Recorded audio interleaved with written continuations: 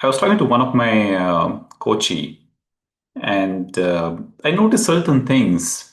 And then she was saying again and again that she's not having any kind of anxiety kind of issues or challenges.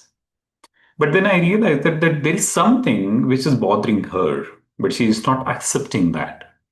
And then I thought, let me do one video on this. That there are some signs you have some kind of anxiety which you don't realize it, which you don't accept it, but it's there. So, what are those signs? We will be talking about 7 signs in this video. So, the first thing is that remember that if you are constantly busy, always achieving something, but deep down, if you feel tense, deep down, you feel restless and never good enough, feel like never it's not enough. People are saying you successful. The kind of reputation is that you achieved so many things in your life. But deep down, you are worrying about certain things which nobody is noticing. It's only you know that. Probably your spouse, your life partner is also not aware of those things. Then this could be a high functioning anxiety. Probably even you don't know that because you don't realize it. It's a hidden form of anxiety masked by overperformance. In today's video, I will share 7 surprising signs of high functioning anxiety that most people don't even recognize, but might be secretly you are living with that anxiety. Stick around till the end. I will also share a 3-minute reset ritual. We have already covered some techniques in the earlier videos, but I will give one kind of 3-minute reset ritual because, like, anxiety awareness is one thing, but how should we fix it? Let's take the control of your life. First one is understand what is high functioning anxiety. High functioning anxiety is not always visible.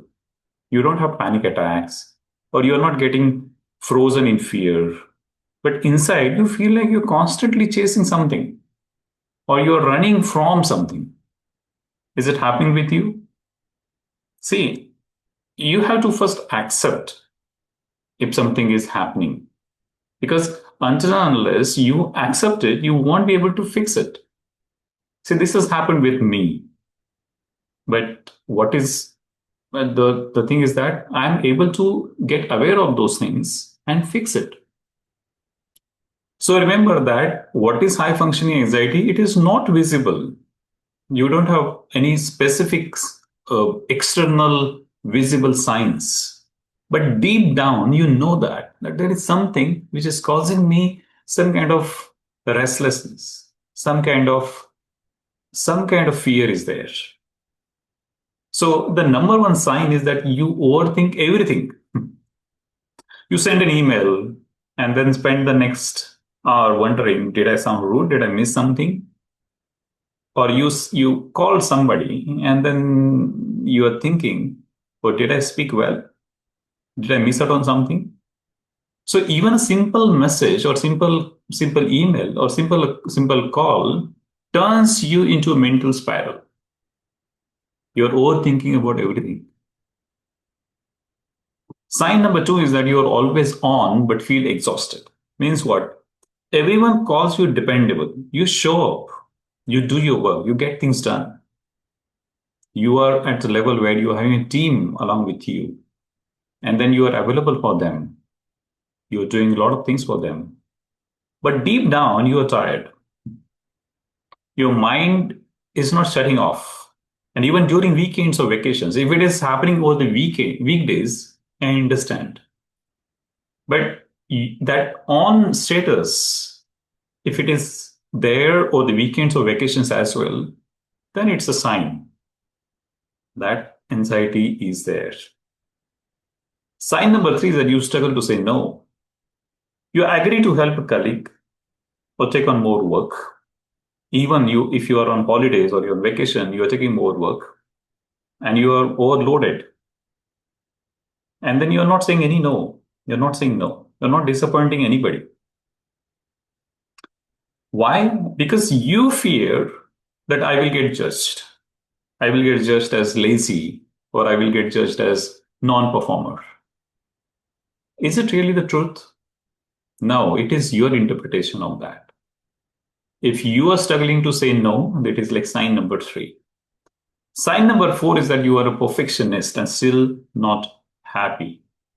You finish a project, now you should celebrate, isn't it? You finish something particular, you accomplish something, then you should celebrate. But you immediately think, I could have done better. Even success doesn't quite the inner critic. Inner critic is always there. And you always think that I could have done it better way. If this is the kind of pattern, it's a sign of that anxiety. Sign number five is that you plan every worst case scenario. For example, that you're going for a trip, then you should be excited. But instead of getting excited, your brain lists every possible thing that could go wrong. What if I miss my flight? What if I get sick? Your brain is always in what if mode. See, this is happening with me as well. That if I'm traveling, then I think about all the possible worst case scenarios. And then I get into the preparation of that. Okay, what if I miss the flight, then what? But is it necessary? I'm telling you, I always prepare for this. I always get that thought if I miss the flight. But I never miss my flight in my entire life as of now. So if you are planning for worst case scenario, it is the kind of anxiety. It is not like deep planning. If you are doing the proper planning, you're taking the checklist is there, you're taking care of each and everything, that's enough. No need to visualize about the worst case scenario and do the planning for everything which can go wrong. Sign number six is that you are driven by fear and not passion. You achieve things, yes, but not out of joy. You are driven by fear of failure, fear of judgment, fear of falling behind your peers, your cousins.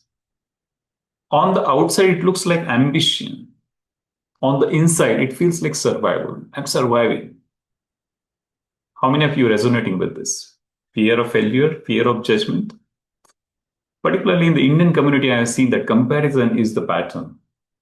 I have seen that 9 out of 10 Indians are doing the comparison. And it is getting ingrained in the DNA now.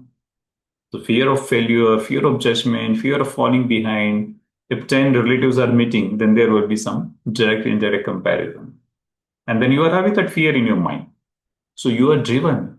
But is it because of the fear? Or is it really a joyful thing what you're pursuing? So what you are experiencing inside, that matters the most than that of what is your external environment is. What it looks like outside, it matters, no doubt about that. I agree. But the most important thing is that what you feel inside. If it is like the survival, then it's not worth it.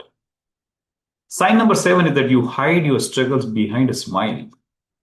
You crack jokes, you stay positive, but nobody knows how anxious you feel. You suffer in silence because I don't want to seem weak. A lot of people are weak inside, but outside they're so strong. Sometimes it's okay to become vulnerable. It's okay because it is happening with everybody. If you accept it, then you can fix it. See, this high functioning anxiety often goes untreated because you don't accept it, because it hides behind the success. But over time, what is happening? Over time, it leads to burnout. It creates a lot of health issues. It creates a lot of emotional numbness as well. So you don't have to struggle silently, my friends. Just because you look fine out on the outside doesn't mean that you are fine. You will need to get aware of these things and fix it, put it on paper, talk to the therapists, talk to the psychologists, reach out to me. I'm here to help you. Don't struggle silently. And now you want the immediate relief. So there is a 3-minute daily reset which I can suggest to you. First is Jot down your top worry of the day. What is that one thing which is really keeping you anxious? Something must be there. Second thing is that reframe it. What is one empowering thing I can do instead? Always ask yourself, always tell yourself, ज्यादा से ज्यादा क्या होने वाला है? क्या होने वाला है ज्यादा से ज्यादा? We have seen in earlier videos. Don't get into the trap of amygdala, that that fear center. Reframe it in such a way that your PFC is getting into the picture, prefrontal cortex. And follow third step as a box breathing. That is, inhale, hold for 4 seconds, and then exhale. Do it again and again and again. Do this every morning, or you can do it before sleeping as well. And then you will see that over the time you're beginning the control of your life. You're regaining that calmness. You're getting that clarity. You feel that you are in control. So always remember that anxiety doesn't always look like panic. It can wear the mask of ambition, helpfulness, or success, or that helpful guy who is always available. But behind that mask is that soul craving peace. That soul is craving some kind of companionship or some kind of support. If you resonate with this, drop some comments and tell me what is your biggest anxiety trigger?